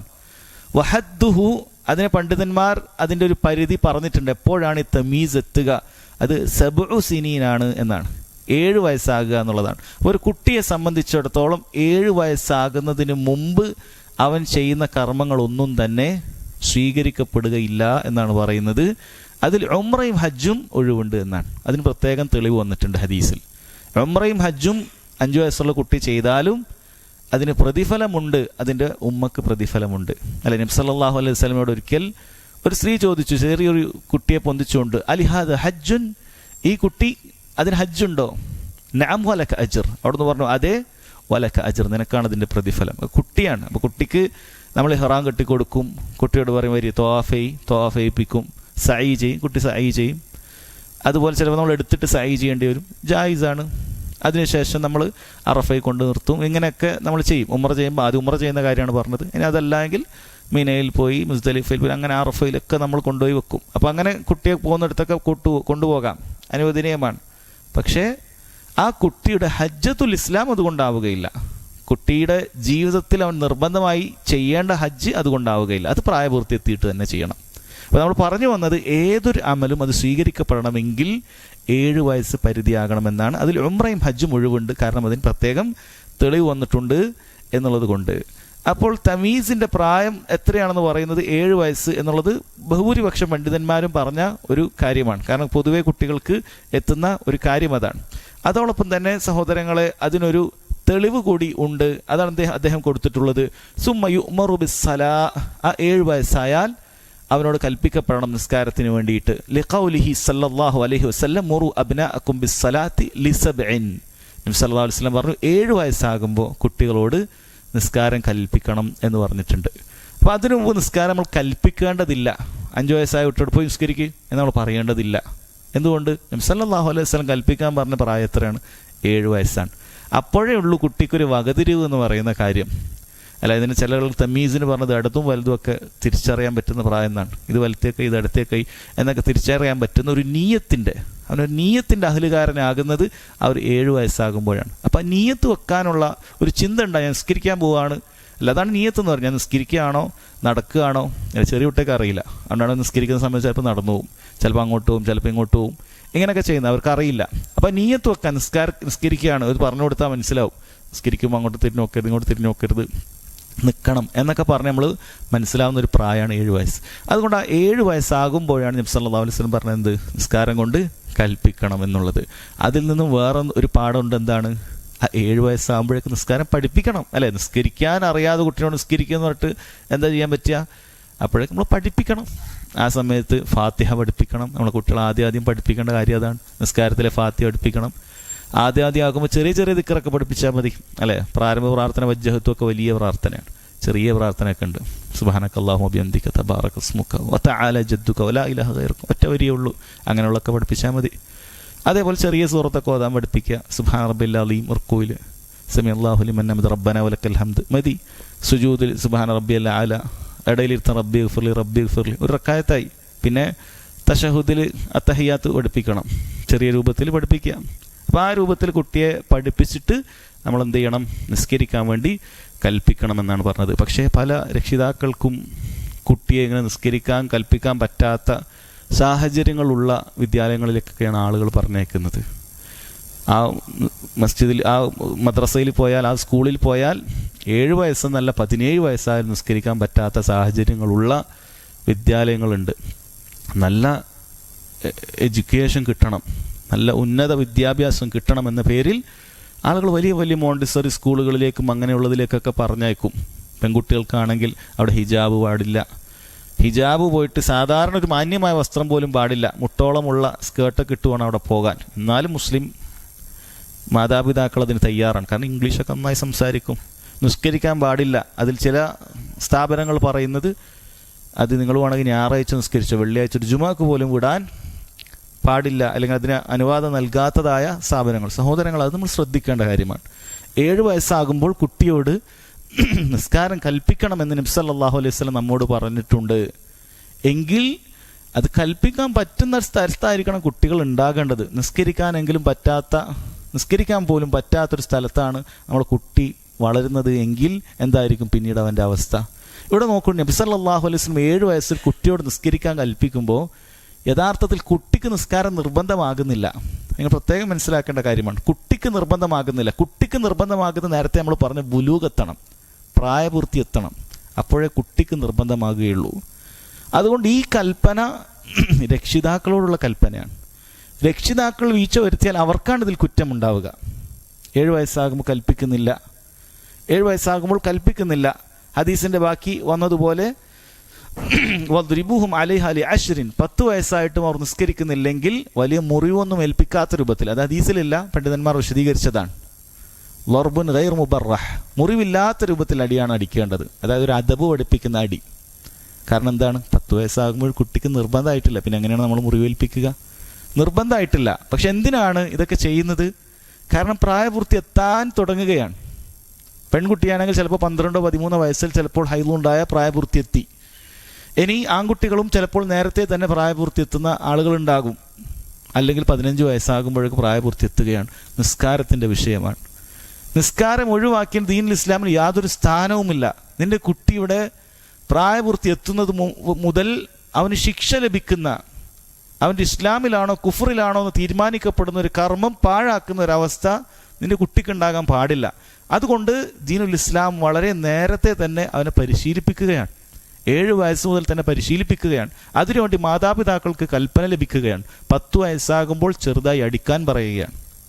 അപ്പോൾ ഇങ്ങനെയുള്ള സ്ഥാപനങ്ങളിലേക്ക് അയക്കുന്ന ആളുകൾ എന്ത് ഉത്തരവാദിത്തമാണ്, എന്ത് തർബിയത്താണ് കുട്ടികൾക്ക് നൽകുന്നത്? ഒരു നിസ്കരിക്കാൻ പോലും അവസരമില്ലാത്ത പള്ളിക്കൂടങ്ങളിലേക്ക്, മദ്രസകളിലേക്ക് അയക്കുന്ന ആളുകൾ അത് പ്രത്യേകം നബി സല്ലല്ലാഹു അലൈഹി വസല്ലമയുടെ ഈ ഹദീസ് പ്രത്യേകം മനസ്സിലാക്കണം. അതേപോലെ പറഞ്ഞ ഹദീസിൻ്റെ ബാക്കിയാണ് വഫർരിഖു ബൈനഹും ഫിൽ മദാജിഅ. നമ്മുടെ കിടപ്പറയിൽ കിടക്കുന്ന സ്ഥലത്ത് 10 വയസ്സ് എത്തിക്കഴിഞ്ഞാൽ എന്തു ചെയ്യണം? കുട്ടികളെ മാറ്റി കിടത്തണം. ഒരേ വിരിപ്പിൽ 2 ആൺകുട്ടികളെയും പാടില്ല, 2 പെൺകുട്ടികളെയും പാടില്ല, ആണോ പെണ്ണോ ആയാലും പാടില്ല. വേറെ വേറെ വിരിപ്പിൽ വേണം കിടത്താൻ, വേറെ വേറെ വിരിപ്പിൽ വേണം കിടത്താൻ. ഇത് ദീനുൽ ഇസ്ലാമിൻ്റെ അധ്യാപനമാണ്. അത് സഹോദരങ്ങളെ, അത് പാലിക്കുക എന്നുള്ളതിൽ വലിയ ഖൈറുണ്ടാകും. ഇതാണ് 3ാമത്തെ നിബന്ധന. അപ്പോൾ നമ്മൾ പഠിച്ച 3 നിബന്ധന അൽ ഇസ്ലാം വൽ അഖൽ വത്തമീസ്. ഈ 3 നിബന്ധന ഇതെല്ലാ കർമ്മങ്ങൾക്കുള്ള നിബന്ധനയാണ്. നിസ്കാരത്തിൻ്റെ നിബന്ധനകളായിട്ടാണ് നമ്മൾ എണ്ണി പഠിക്കുന്നത് എങ്കിലും ഇതെല്ലാ കർമ്മങ്ങൾക്കും ഇതുണ്ട്. എല്ലാ കർമ്മം സ്വീകരിക്കപ്പെടണമെങ്കിലും മുസ്ലിം ആയിരിക്കണം. എല്ലാ കർമ്മം സ്വീകരിക്കപ്പെടണമെങ്കിലും അക്കലുണ്ടായിരിക്കേണ്ടതുണ്ട്. എല്ലാ കർമ്മം സ്വീകരിക്കപ്പെടണമെങ്കിലും തമീസ് ഉണ്ടായിരിക്കേണ്ടതുണ്ട്. തമീസിൻ്റെ കാര്യത്തിൽ നമ്മൾ പറഞ്ഞു, ഉംറക്കും ഹജ്ജിനും അത് അമൽ സഹീഹാകാൻ അത് വേണ്ടതില്ല എന്നൊരു ഇസ്തിസ്ന, അതിനൊരളവ് ഉണ്ട് എന്നുള്ളത് നമ്മൾ വേറെ പറഞ്ഞിട്ടുണ്ട്. 4ാമത്തെ കാര്യം അശ്ശർതു റാബിഅ റഫ്ഉൽ ഹദസ് വഹുവൽ വുദൂഉൽ മഅറൂഫ്. ഹദസിനെ, അശുദ്ധിയെ ഉയർത്തുക, അശുദ്ധിയെ നീക്കം ചെയ്യുക എന്നുള്ളതാണ്. അശുദ്ധി എന്നുകൊണ്ട് ഉദ്ദേശിക്കുന്നത് അത് നമുക്ക് തൊട്ടറിയാൻ പറ്റുന്ന ഒരു കാര്യമല്ല. നജസ് അല്ല അശുദ്ധി എന്നോട് പറയുന്നത്. ഹദസ് എന്ന് പറയുന്നതും നജസ് എന്ന് പറയുന്നത് രണ്ടാണ്. അപ്പം നജസ് എന്ന് പറയുന്നത് നമുക്ക് അറിയുന്ന കാര്യമാണ്. മലമൂത്ര വിസർജ്യങ്ങളൊക്കെ നജസാണ്, നമുക്ക് തൊട്ടറിയാൻ പറ്റുന്ന, വൃത്തിയാക്കാൻ പറ്റുന്നൊക്കെ കാര്യമാണ്. എന്നാൽ ഹദസ് എന്ന് പറയുന്നത് അതൊരു ഹുക്കുമുൻ മഅനവിയാണ്. ഇപ്പോൾ ഒരാൾക്ക് വുളു ഇല്ലാതിരിക്കുക എന്ന് നമുക്ക് കണ്ടാലിപ്പോൾ വിലയിരുത്താൻ പറ്റുമോ? ഏതെങ്കിലുമൊക്കെ നിലക്ക് ഇല്ല. വുളു ഇല്ലാതിരിക്കുക എന്നുള്ളതും വുളു ഉള്ളതും നമുക്ക് നേർക്കുനേരെ കണ്ടാൽ അയാൾക്ക് വുളു ഉണ്ടോ ഇല്ല എന്നൊന്നും പറയാൻ പറ്റാത്തൊരു കാര്യമാണ്. അപ്പോൾ വുളു മുറിയുന്ന ഒരു കാര്യം അയാളിൽ സംഭവിച്ചു കഴിഞ്ഞാൽ അയാൾക്ക് ഹദസ് ഉണ്ട്. ആ ഹദസിനെ പറയും അൽ ഹദസുൽ അസ്ഗർ, ചെറിയ അശുദ്ധി അയാൾക്കുണ്ട് എന്ന് പറയും. കുളി നിർബന്ധമാക്കുന്ന ഒരു കാര്യം ഒരാളിൽ സംഭവിച്ചു കഴിഞ്ഞാൽ അയാൾക്ക് അൽ ഹദസുൽ അക്ബർ, വലിയ അശുദ്ധിയുണ്ട്. കുളി അയാൾക്ക് നിർബന്ധമാകുന്ന കാര്യമാണ്. അപ്പോൾ ഈ 2 അശുദ്ധിയിൽ നിന്നും അയാൾ ശുദ്ധിയാകണം, എങ്കിൽ മാത്രമേ നിസ്കാരം സ്വീകരിക്കപ്പെടുകയുള്ളൂ. റഫുൽ ഹദസ്. ഇവിടെ അദ്ദേഹം ചെറിയ ശുദ്ധിയുടെ വിഷയം മാത്രമേ പറയുന്നുള്ളൂ. വഹുവൽ വുദൂഉൽ മഅറൂഫ്. എന്തിനെ പരിഗണിച്ചാണ്? കാരണം ഭൂരിഭാഗം സമയത്തും ഓരോ വക്തിനും നമുക്ക് വരുന്ന അശുദ്ധി എന്ന് പറയുന്നത് എന്തായിരിക്കും? ചെറിയ അശുദ്ധി തന്നെ ആയിരിക്കും, അല്ലേ? കാരണം പല ആളുകൾക്കും വലിയ അശുദ്ധി എല്ലാവർക്കും ഉണ്ടാവുകയില്ല. ഇനി വലിയ അശുദ്ധി ഉണ്ടെങ്കിൽ തന്നെ ദിവസം 1 അല്ലെങ്കിൽ 2 അങ്ങനെയൊക്കെ ആയിരിക്കും ചിലപ്പോൾ ഉണ്ടാവുകയുള്ളൂ. അപ്പോൾ കൂടുതൽ സമയത്തും ചെറിയ അശുദ്ധി നീക്കം ചെയ്യാനാണ് ഉണ്ടാവുക. അതുകൊണ്ടാണ് അദ്ദേഹം വഹുവൽ വുദൂഉൽ മഅറൂഫ് എന്ന് മാത്രം പറഞ്ഞ് നിർത്തിയത്. അതായത് അദ്ദേഹം സംസാരിച്ചത് അൽ ഹദസുൽ അസ്ഗറാണ്, ചെറിയ അശുദ്ധിയുടെ കാര്യത്തിലാണ്. കാരണം വലിയ അശുദ്ധിയിലാണെങ്കിൽ വുളു കൊണ്ട് മതിയാവുകയില്ല. അതിന് നിയത്തോടു കൂടിയുള്ള വലിയ അശുദ്ധി നീങ്ങണമെന്നുള്ള കുളി തന്നെ സഹോദരങ്ങളെ വേണ്ടതുണ്ട് എന്ന് മനസ്സിലാക്കുക. വമൂജിബുഹു, ആ വുളുവിനെ നിർബന്ധമാക്കുന്ന കാര്യം എന്താണ്? അൽ ഹദസ്, അശുദ്ധി സംഭവിക്കുക എന്നുള്ളതാണ്. അശുദ്ധി എന്ന് പറഞ്ഞാൽ മലമൂത്ര വിസർജ്യങ്ങൾ, കീശ്വാസം, ലൈംഗികാവയം സ്പർശിക്കുക, ഇങ്ങനെയുള്ള കാര്യങ്ങൾ എന്തെങ്കിലുമൊക്കെ വുളു മുറിയുന്ന കാര്യങ്ങൾ ഇൻഷാ അല്ലാഹ് വരുന്നുണ്ട്.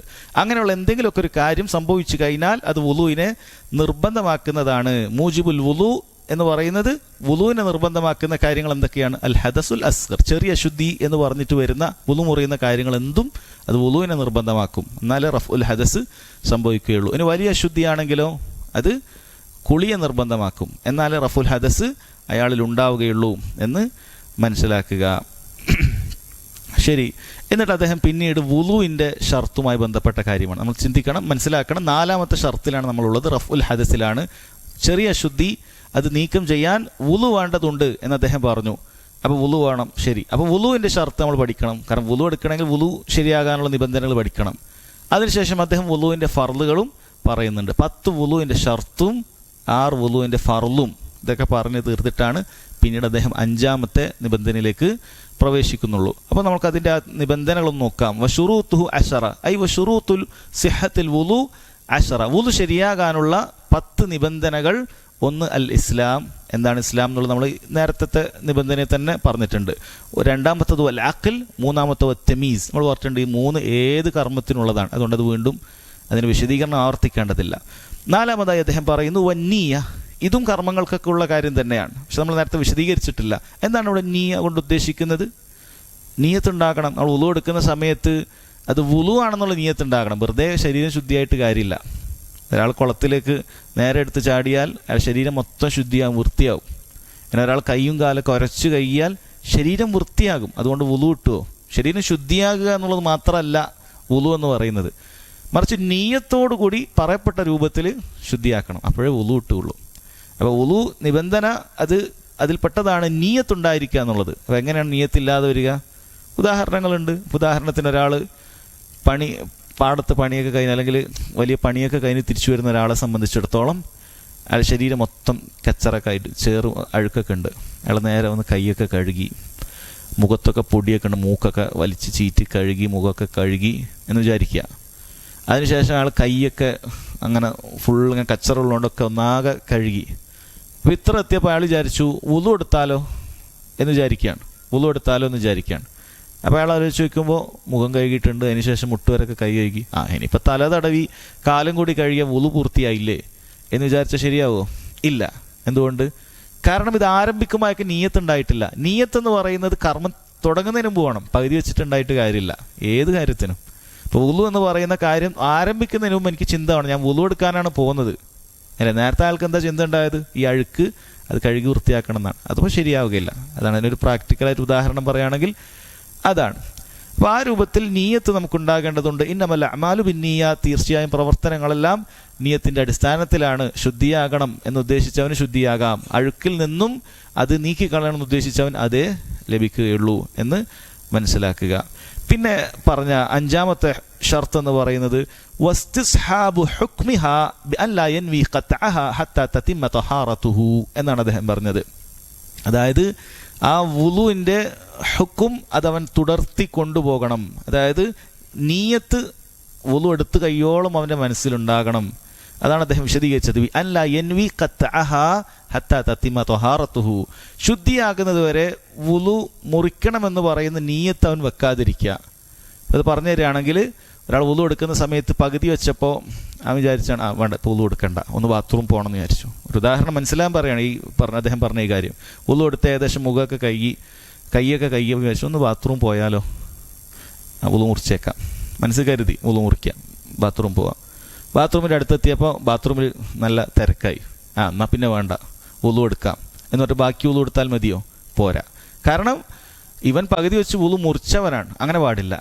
അവസാനം വരെ കാല് കഴുകുന്നത് വരെയും വുളു മുറിക്കുന്ന ഒരു നീയത്തും അവനുണ്ടാകാൻ പാടില്ല എന്നുള്ളതാണ്. അതിനർത്ഥം വെറുതെ മനസ്സിലിങ്ങനെ എന്തെങ്കിലുമൊക്കെ വസ്വാസം ഉണ്ടാവുക, അങ്ങനെ ഖവാത്തിറുകൾ, അത് അല്ല. നമ്മൾ ഉറച്ച് തീരുമാനിച്ചതിന് മാത്രമേ പരിഗണിക്കേണ്ടുള്ളൂ. അല്ലെങ്കിൽ ചില ആളുകൾക്ക് വെറുതെ വസ്വാസമായിരിക്കും, വുളു മുറിക്കും, അങ്ങനെ വെറുതെ മനസ്സിലിങ്ങനെ മുറിക്കാന്നൊക്കെ പറഞ്ഞിട്ട് എന്തെങ്കിലുമൊക്കെ വസ്വാസുകൾ വിശാചിട്ട് തന്നാൽ അതിനൊന്നും ചെവിക്കൊള്ളേണ്ടതില്ല. അങ്ങനെ വുളു മുറിഞ്ഞു പോകുകയില്ല. അങ്ങനെ വിചാരിക്കണ്ട. നമ്മളായിട്ട് മുറിക്കണമെന്ന് കരുതി അങ്ങനെ മുറിച്ചാൽ മുറിയും. അങ്ങനെ മുറിച്ചാൽ അത് മുറിയും, പിന്നീട് ആദ്യം മുതൽ എടുക്കേണ്ടി വരും. അതാണ് വസ്തിസ്ഹാബു ഹുക്മിഹ എന്ന് പറഞ്ഞിട്ടുള്ളത്. അതാണ് അദ്ദേഹം പറഞ്ഞ അല്ലാ യൻവി ഖത്അഹാ ഹത്താ തതിമ്മ തഹാറതുഹു, അതിൻ്റെ വിശദീകരണമായിട്ട് തന്നെയാണ് അദ്ദേഹം പറഞ്ഞത്. പിന്നെ അടുത്ത നിബന്ധനയായിട്ട് അദ്ദേഹം പറയുന്നത് വൻഖിതാഉ മൂജിബിൻ, വുളു മുറിയുന്ന കാര്യങ്ങൾ മുറിച്ചു കളയണം. അതായത് വുളു ആരംഭിക്കുന്നതിന് മുമ്പ് തന്നെ വുളു മുറിയുന്ന കാര്യങ്ങളുണ്ടല്ലോ, അത് കഴിഞ്ഞിട്ടേ വുളു തുടങ്ങാൻ പാടുള്ളൂ. അപ്പം ഏതുപോലെ ഒരാൾ വിസർജിച്ചു കൊണ്ടിരിക്കുന്ന സമയത്ത് വുളു ആരംഭിച്ചാലോ? പാടില്ല. വിസർജനം പൂർണ്ണമായി കഴിഞ്ഞത് ശുദ്ധിയാക്കിയിട്ട് വുളു ആരംഭിക്കാൻ പാടുള്ളൂ. വുളു മുറിയുന്ന കാര്യത്തിൽ നമ്മൾ ഇൻഷാ അല്ലാഹ് പിന്നീട് പഠിക്കും, ഒരാൾ ലൈംഗികാവയം സ്പർശിക്കുക എന്നുള്ളതാണ്. അപ്പോൾ വുളു ആരംഭിക്കുമ്പോൾ തന്നെ ഒരാൾ ലൈംഗികാവയം സ്പർശിച്ചുകൊണ്ടാണ് വുളു ആരംഭിക്കുന്നതെങ്കിലോ അത് വുളു ശരിയാവുകയില്ല. അപ്പോൾ വുളു മുറിയുന്ന കാര്യങ്ങൾ പൂർണ്ണമായി മുറിച്ചതിന് ശേഷം മാത്രമേ എന്ത് ചെയ്യാൻ പാടുള്ളൂ? വുളു ആരംഭിക്കാൻ പാടുള്ളൂ എന്നാണ് പറയുന്നത്. അത് വുളുവിൻ്റെ ഷർത്താണ്. അത് ഏഴാമത്തെ വുളുവിൻ്റെ ഷർത്താണ് വസ്തിൻജാഉൻ ഔ ഇസ്തിജ്മാറുൻ ഖബ്ലഹു. അതായത് ഒരാൾ മലമൂത്ര വിസർജനം കഴിഞ്ഞിട്ടാണ് വരുന്നത് എങ്കിലാണ് ഈ നിബന്ധന പാലിക്കേണ്ടതുള്ളൂ. മലമൂത്ര വിസർജനം കഴിഞ്ഞിട്ട് വരുന്ന ഒരാൾ ഒന്നുകിൽ ഇസ്തിൻജാ ചെയ്യണം, വെള്ളം കൊണ്ട് ശുദ്ധീകരിക്കണം, ഔ ഇസ്തിജ്മാറുൻ ഖബ്ലഹു, ആ വുളു എടുക്കുന്നതിന് മുമ്പ് ഇസ്തിജ്മാർ ചെയ്യണം. ഇസ്തിജ്മാർ എന്ന് പറഞ്ഞാൽ കല്ലുകൊണ്ട് ശുദ്ധീകരിക്കുക എന്നുള്ളതാണ്. അല്ലെങ്കിൽ കല്ല് പോലെയുള്ള ടിഷ്യൂവോ പേപ്പറോ ഒക്കെ ശുദ്ധീകരിക്കാൻ അനുവാദമുള്ള കാര്യമാണ്. അപ്പോൾ ഒരാൾ മലമൂത്ര വിസർജനം കഴിഞ്ഞിട്ട് നേരെ വുളു എടുക്കാൻ പാടില്ല, മറിച്ച് ഇത് ചെയ്യണം. കാരണം ചെയ്തിട്ടില്ലെങ്കിൽ വസ്ത്രത്തിലും ശരീരത്തിലുമൊക്കെ നജസുണ്ടാകും. അപ്പോൾ അയാളുടെ വുളു തന്നെ ശരിയാവാതിരിക്കും. അപ്പോൾ ഇസ്തിൻജ അല്ലെങ്കിൽ ഇസ്തിജ്മാർ ചെയ്യണം. ഇസ്തിൻജ ആണോ ഇസ്തിജ്മാർ ആണോ? ഇസ്തിൻജ എന്ന് പറഞ്ഞാൽ വെള്ളം കൊണ്ട്, ഇസ്തിജ്മാർ എന്ന് പറഞ്ഞാൽ കല്ല്. ഇപ്പോൾ ഈ കാലത്ത് ടിഷ്യൂ ഒക്കെ നമ്മൾ ആലോചിച്ചാൽ മതി. നമുക്ക് ഇസ്തിജ്മാർ ചെയ്യാൻ ഇപ്പോൾ ഏറ്റവും എളുപ്പമായിട്ടുള്ള കാര്യം ടിഷ്യൂ പേപ്പറും അതുപോലെയുള്ള പേപ്പറുകളൊക്കെയാണ്. അപ്പോൾ ഇത് രണ്ടും എപ്പോഴാണ് ചെയ്യേണ്ടത്? ചിലർ വിചാരിച്ചിട്ടുണ്ട് ഇസ്തിജ്മാർ എന്ന് പറയുന്നത് ടിഷ്യൂ കൊണ്ട് ചെയ്യുക, അല്ലെങ്കിൽ കല്ലാണ് ഇസ്തിജ്മാർ എന്ന് പറഞ്ഞ വാക്കിനർത്ഥം വരും. ജമർ എന്ന് പറഞ്ഞാൽ കല്ലാണ്. ഇപ്പോൾ നമുക്ക് ടിഷ്യൂ ആണുള്ളത്. അപ്പോൾ ടിഷ്യൂ കൊണ്ട് അല്ലെങ്കിൽ കല്ലുകൊണ്ടൊക്കെ ചെയ്യുക എന്ന് പറയുന്നത് ചിലർ വിചാരിച്ചു അത് തയമ്മു പോലെയാണ്. വെള്ളം ഇല്ലെങ്കിലാണല്ലോ തയമ്മു പറ്റുള്ളൂ. വെള്ളം ഇല്ലെങ്കിൽ മാത്രമേ തയമ്മും ചെയ്യാൻ പറ്റുള്ളൂ. വെള്ളം അവിടെ പൈപ്പിലുണ്ടായി, വെള്ളം ഉപയോഗിക്കാൻ പറ്റുന്നുണ്ട്. അപ്പോൾ നമുക്ക് മണ്ണിലടിച്ച് തയമ്മും ചെയ്താൽ അങ്ങനെ വുളുവൊന്നും കിട്ടൂല, ത്വഹാറത്ത് കിട്ടൂല. അപ്പം അതേപോലെയാണ് എന്ത് വിചാരിക്കുന്നത്, വെള്ളം പൈപ്പിലുണ്ടെങ്കിൽ നമുക്ക് ടിഷ്യൂ ഉപയോഗിക്കാൻ പാടില്ല എന്ന് വിചാരിക്കുന്ന ചില ആൾക്കാരുണ്ട്. ആൾക്കാർക്ക് അറിയാത്തതുകൊണ്ടാണ്. അനുവദനീയമാണ്, രണ്ടും അനുവദനീയമാണ്. ഒരാൾക്ക് ടിഷ്യൂ കൊണ്ട് എന്ത് ചെയ്യാൻ പറ്റും, അയാൾക്ക് മലമൂത്ര വിസർജനത്തിന് ശേഷം അത് തുടച്ച് വൃത്തിയാക്കാൻ പറ്റും. ദീനിലത് തെറ്റുള്ള കാര്യമൊന്നുമല്ല, ദീനിലത് തെറ്റുള്ള കാര്യമല്ല.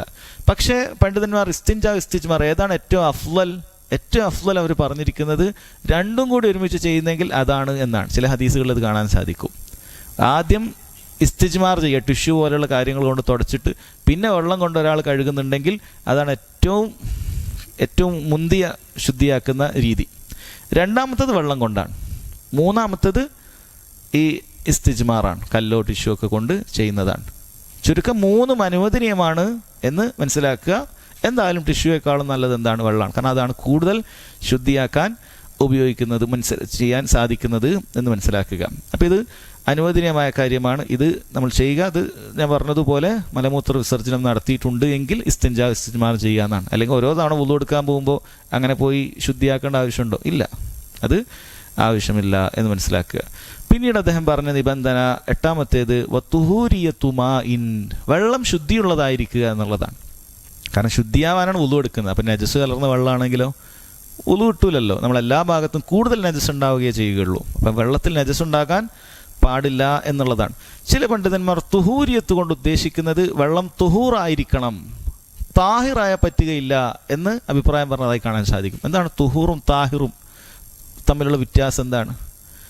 അത് തമ്മിൽ വ്യത്യാസം എന്ന് പറയുന്നത്, ഒന്ന് അസ്ലുള്ള ശുദ്ധമായ വെള്ളം, മഴവെള്ളം, കിണറ്റിലുള്ള വെള്ളം, അതാണ് തുഹൂറായ വെള്ളം എന്ന് പറയുന്നത്.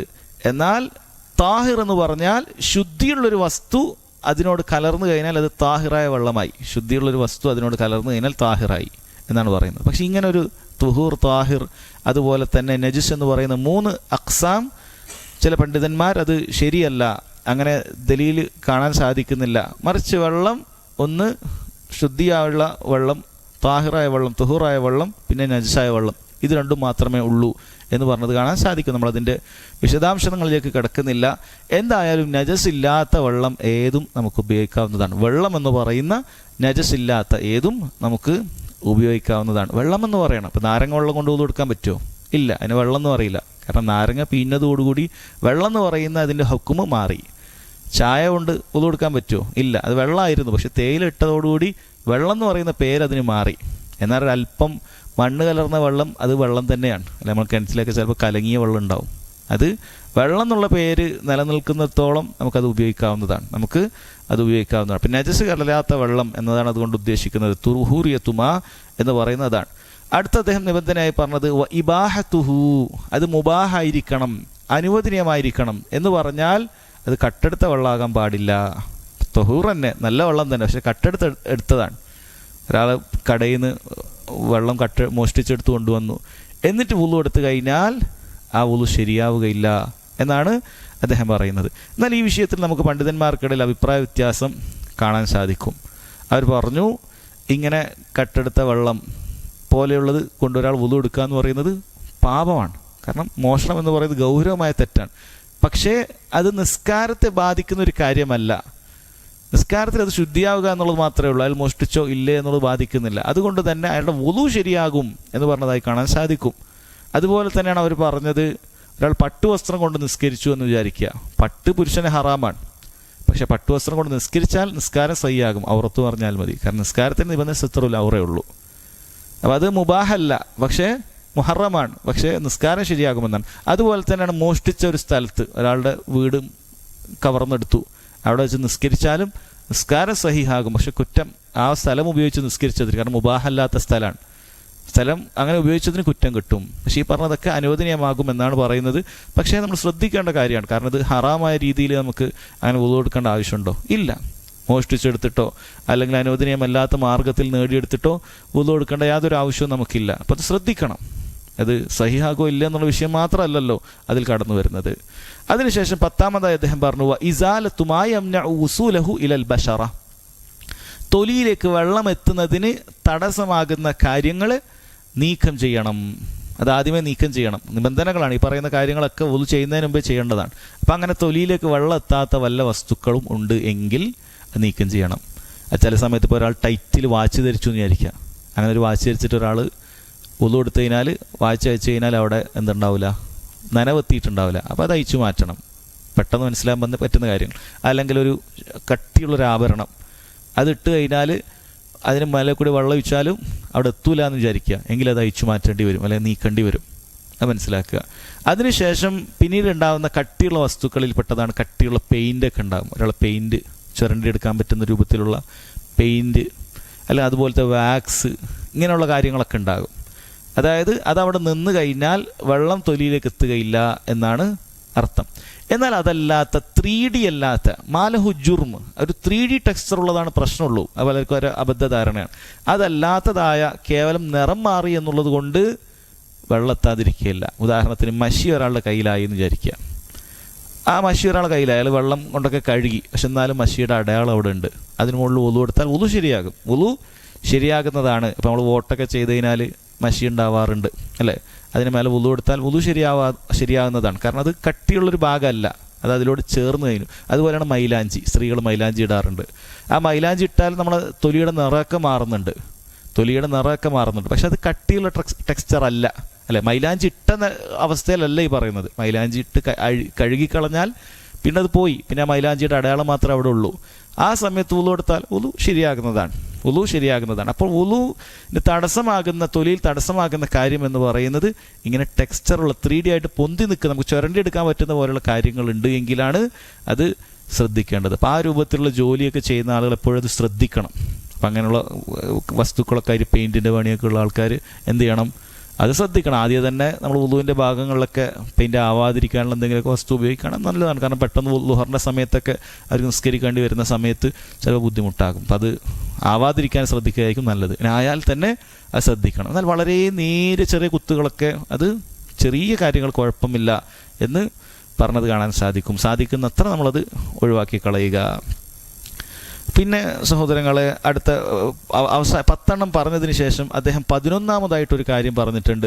ഇത് എല്ലാവർക്കുമുള്ള നിബന്ധനയല്ല, മറിച്ച് ഇതിൽ പറഞ്ഞതുപോലെ വദുഖൂലുൽ വഖ്തി അലാ മൻ ഹദസുഹു ദായിമുൻ ലിഫർദിഹി. ഹദസുൻ ദായിമുള്ള ആളുകളുണ്ട് എന്ന് പറഞ്ഞാൽ സ്ഥിരമായിട്ട് അശുദ്ധി സംഭവിക്കുന്ന ആളുകളുണ്ട്. ഇപ്പോൾ മൂത്രവാർച്ചയൊക്കെ ആണ് ഇതുകൊണ്ട് ഉദ്ദേശിക്കുന്നത്. മൂത്രവാർച്ചയുള്ള ആളുകളുണ്ടാകും. അതുപോലെ സ്ത്രീകളെ സംബന്ധിച്ചിടത്തോളം ആർത്തവത്തിനും പ്രസവ രക്തത്തിനൊക്കെ പുറമെ അമിതമായ രക്തസ്രാവം ഉണ്ടാകാറുണ്ട്, ഇസ്തിഹാൽ ഉണ്ടാകാറുണ്ട്. അവരും ഇതിൽപ്പെടും. അതുപോലെ തന്നെ കീശ്വാസം, ഇങ്ങനെ ഗ്യാസിൻ്റെ പ്രോബ്ലം ഉണ്ടാകുന്ന ആളുകളുണ്ട്. ഗ്യാസ് ഇങ്ങനെ പോയിക്കൊണ്ടേയിരിക്കുക എന്ന പ്രോബ്ലം ഉണ്ടാകുന്ന ആളുകളുണ്ട്. ഇവരൊക്കെ മൻ ഹദസുഹു ദായിമുൻ എന്ന് പറയുന്ന വിഭാഗമാണ് വരിക. അവർക്കൊക്കെ എപ്പോഴും ഹദസ് ഉണ്ട്. അപ്പം ഇവരെ സംബന്ധിച്ചിടത്തോളം ലിഫർദിഹി, ആ ഓരോ ഫർദിനും എന്ത് വേണം? ദുഖൂലുൽ വഖ്ത് നിബന്ധനയാണ്. എന്ന് പറഞ്ഞാൽ ളുഹറിൻ്റെ വുളു ശരിയാകണമെങ്കിൽ ളുഹറിൻ്റെ ബാങ്ക് അല്ലെങ്കിൽ ളുഹറിൻ്റെ സമയമാകണം. അപ്പോഴേ ഇങ്ങനെയുള്ള രോഗികൾക്കാണ് പറയുന്നത്. ഇങ്ങനെ എപ്പോഴും മൂത്രറ്റിക്കൊണ്ടേ ഇരിക്കുന്ന ആളുകളാണ് എങ്കിൽ അവരെന്ത് ചെയ്യണം? ആ വക്ത് എത്തിയിട്ടേ എന്ത് ചെയ്യാൻ പാടുള്ളൂ? വുളു എടുക്കാൻ പാടുള്ളൂ. അപ്പോൾ അങ്ങനെയുള്ള ആർത്തവത്തിന് പുറമെ അങ്ങനെ ഇസ്തിഹാലൊക്കെ ഉള്ള രക്തം, അമിതമായ രക്തസ്രാവമൊക്കെ ഉള്ള സ്ത്രീകൾക്കും അതേ ഹുക്കുമാണ്.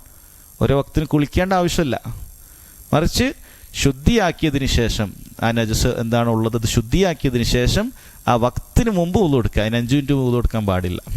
ആ വക്തിന് എത്തിയതിന് ശേഷം വുളു എടുക്കുക എന്നുള്ളതാണ് അവർ ശ്രദ്ധിക്കേണ്ടത്. അത് അസറിനാകുമ്പോൾ അങ്ങനെ, മഗ്രിബിനാകുമ്പോൾ അങ്ങനെ, ഓരോ വക്തിനും ശ്രദ്ധിക്കുക. ഫർദിൻ്റെ കാര്യത്തിലാണ്. സുന്നത്തിന് അങ്ങനെ വക്തില്ല. ഇപ്പോൾ ളുഹയുടെ സമയം ഒരാൾ വുളു എടുത്തു കഴിഞ്ഞാൽ അയാൾക്ക് എന്ത് ചെയ്യാം? ളുഹയുടെ ആ സമയത്ത് ളുഹക്ക് അതിൻ്റെ വിശാലമായ വക്താണ്. അതുകൊണ്ട് അയാൾക്കത് കുഴപ്പമില്ല എന്ന് മനസ്സിലാക്കി. ഇനി ഒരു ഫർദ് അങ്ങനെ വുളു എടുത്ത് കഴിഞ്ഞാൽ ആ ഫർദ് കഴിഞ്ഞാലുള്ള സുന്നത്തൊക്കെ അയാൾക്ക് നിസ്കരിക്കാം, കുഴപ്പമില്ല. ആ ഫർദ് കഴിഞ്ഞാൽ അതിൻ്റെ റവാത്തിബൊക്കെ ഉണ്ടാകും, അതൊക്കെ നിസ്കരിക്കാവുന്നതാണ് എന്ന് മനസ്സിലാക്കുക. ഇതെല്ലാവർക്കും ഇല്ലാത്ത നിബന്ധനയാണ്. അതുകൊണ്ട് അദ്ദേഹം അത് 10ാമത്തെ നിബന്ധനയായി വദുഖൂലുൽ വഖ്തി അലാ മൻ ഹദസുഹു ദായിമുൻ ലിഫർദിഹി എന്ന് പറഞ്ഞു കൊടുത്തിട്ടുണ്ട്. അപ്പോൾ മൂത്രവാർച്ചക്കാർക്ക് അങ്ങനെ അവർ ശ്രദ്ധിക്കേണ്ടതായ ചില കാര്യങ്ങളുണ്ട്, അതിൽപ്പെട്ടതാണിത്. അതുപോലെ തന്നെ അവർക്ക് അളവുള്ള കാര്യങ്ങൾ 2 കാര്യങ്ങളാണ്. ഒന്ന്, അവർക്ക് ഈ വുളു എടുത്തതിന് ശേഷം പിന്നെയും മൂത്രവാർച്ച സംഭവിക്കുന്നുണ്ട് എങ്കിൽ അതുകൊണ്ട് അവരുടെ വുളു മുറിയുകയില്ല. അവർ ആ വക്തിനൊരു വുളു എടുത്താൽ മതി. പിന്നെ അവർ നിസ്കരിക്കാൻ വരുന്ന സമയത്ത് ചിലപ്പോൾ ഉറ്റുന്നുണ്ടാകും, നിസ്കാരത്തിൽ ഉറ്റുന്നുണ്ടാകും. അത് അവരുടെ വുളുവിനെ മുറിക്കുന്നതല്ല എന്ന് മനസ്സിലാക്കുക. അതുപോലെ ആ ഉറ്റുന്ന നേരിയ തുള്ളികൾ അവരുടെ വസ്ത്രത്തിലായാൽ അതുകൊണ്ട് അവരുടെ നിസ്കാരം സ്വീകരിക്കപ്പെടാതാവുകയും ചെയ്യുന്നില്ല. ഈ രണ്ട് കാര്യങ്ങളും ഓർക്ക് ഇളവുള്ള കാര്യമാണ്. എന്നാൽ ഒരാൾക്ക് വസ്ത്രത്തിലാകാതിരിക്കാൻ ഒരു നല്ല രീതി എന്നുള്ള നിലക്ക് വല്ല ടിഷ്യൂ പേപ്പറോ മറ്റോ ഒക്കെ വെക്കുകയാണെങ്കിൽ ചില പണ്ഡിതന്മാർ അതൊക്കെ അത് നിർദ്ദേശിച്ചിട്ടുള്ള കാര്യമാണ് എന്ന് മനസ്സിലാക്കുക. സഹോദരങ്ങളെ, ഈ 10 നിബന്ധനകൾ 11ാമത് എല്ലാവർക്കും ഇല്ലാത്ത ഈ നിബന്ധനകൾ ഇത് പാലിച്ചാൽ മാത്രമേ നമ്മുടെ നിസ്കാരം അത് സ്വീകരിക്കപ്പെടുകയുള്ളൂ എന്ന് മനസ്സിലാക്കുക. ഇൻഷാ അല്ലാഹ് പിന്നീടുള്ളത് വുളുവിൻ്റെ 6 ഫർളുകളാണ്. ഒരല്പം അധികം വിശദീകരിക്കേണ്ട ഭാഗമാണ്. ഇൻഷാ അല്ലാഹ് നമുക്ക് അടുത്ത ക്ലാസ്സിൽ അത് വിശദീകരിക്കാവുന്നതാണ്. അല്ലാഹു സുബ്ഹാനഹു വ തആല കാര്യങ്ങൾ മനസ്സിലാക്കാനും ജീവിതത്തിലൊക്കെ നന്നായി അതുപോലെ പകർത്താൻ നമുക്ക് തൗഫീഖ് ചെയ്യുമാറാകട്ടെ. വഹദാ വല്ലാഹു തആല അഅലം വസല്ലല്ലാഹു അലാ നബീന മുഹമ്മദ് വഅലാ ആലിഹി വസഹ്ബിഹി വസല്ലം.